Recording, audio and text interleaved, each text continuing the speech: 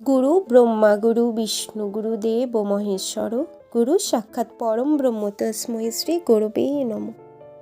শ্রী শ্রী ঠাকুর গুরু মহারাজের আতুল চরণে অনন্ত কোটি প্রণাম জানাই। আমার সমস্ত গুরু ভাই বোনদের প্রত্যেককে সবাইকে জয় গুরু জয় মা প্রীতি শুভ সম্ভাষণ। তো আজকের ভিডিওতে আমি আলোচনা করব যে গুরু ধামী গুরু ভক্তের কাম্য লোক। তো সে সম্পর্কে আমাদের ঠাকুর গুরু মহারাজ কি বলেছেন, তো আজকের এই ভিডিওতে আমরা সেটি জানতে থাকব।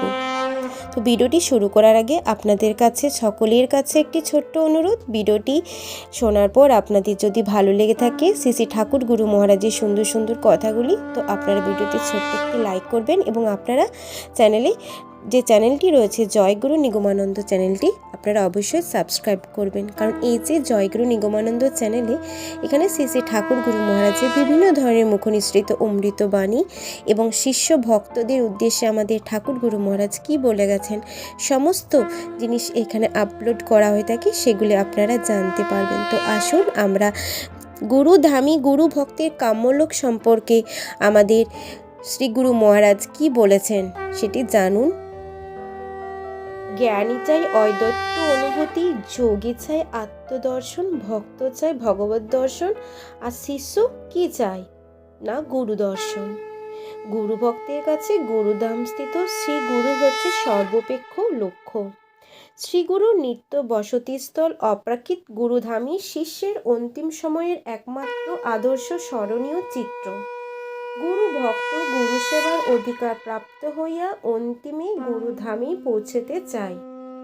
মুক্তি মোক্ষের সার্থকতা অন্যের কাছে থাকিলেও গুরু ভক্ত ওদিকে একবার ফিরিয়া তাকাইতে ইচ্ছুক নহে। আমিত্বের বিলোপ ভক্তের কাছে মর্মান্তিক যন্ত্রণা। ভক্ত চায় সেব্য সেবক ভাব লইয়া চিরকাল শ্রীগুরুর নিত্য সেবা করিতে। নির্বাণ মুক্তি মোক্ষ নিঃশ্রেয়স ইহার কোনোটাই ভক্তের কাছে লোভনীয় সম্পদ নয়। ভক্ত ভগবানের বাণীতেই তাহার সমগ্র আস্থা স্থাপন করিয়া নিশ্চিত। ভক্ত সমগ্র মন প্রাণ দিয়া বিশ্বাস করে ভগবানের শ্রীমুখ নিঃসৃত বাণী দেবানো দেব যজ জানতি মদ্ভক্তা জানতি মামপি।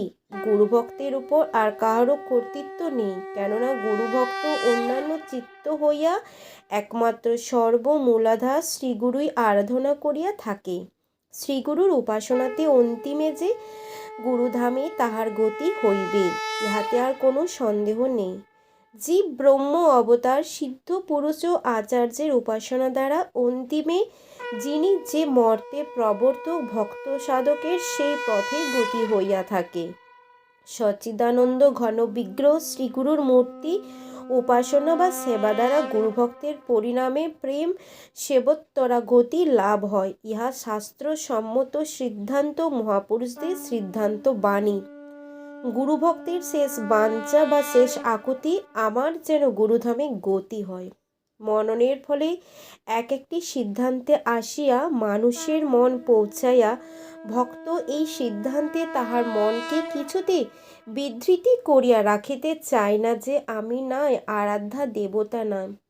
সেবা ধর্ম নেই, আছে শুধু নির্বিকার নির্বিশেষ তুরই চৈতন্য। ভক্ত বলে আমার ঠাকুর যেমন সত্য, আমার সেবাও তেমনি সত্য। সেবার সংস্কার লইয়া ভক্ত নিত্য গুরুধামে পৌঁছাতে চায়। এইভাবে আমাদের গুরু মহারাজ যে ধামই হচ্ছে গুরু ভক্তের অর্থাৎ গুরুকে সেবার দ্বারাই যে মোক্ষলাভ প্রাপ্তি হয়ে থাকে সেটি তিনি সুন্দরভাবে বুঝিয়ে দিয়েছিলেন। তো আশা করি আপনাদের এই ভিডিওটি ভালো লেগেছে। তো সবাই মিলে একবার কমেন্ট বক্সে অবশ্যই জয় গুরু জয় মা লিখে জানাবেন। আবার পরবর্তী ভিডিওতে আপনাদের সাথে দেখা হচ্ছে। ঠাকুর গুরু মহারাজের কাছে গুরু মাতার কাছে প্রার্থনা জানাই সবাই যেন ভালো থাকে, সকলের যেন মঙ্গল হয়। জয় গুরু জয় মা।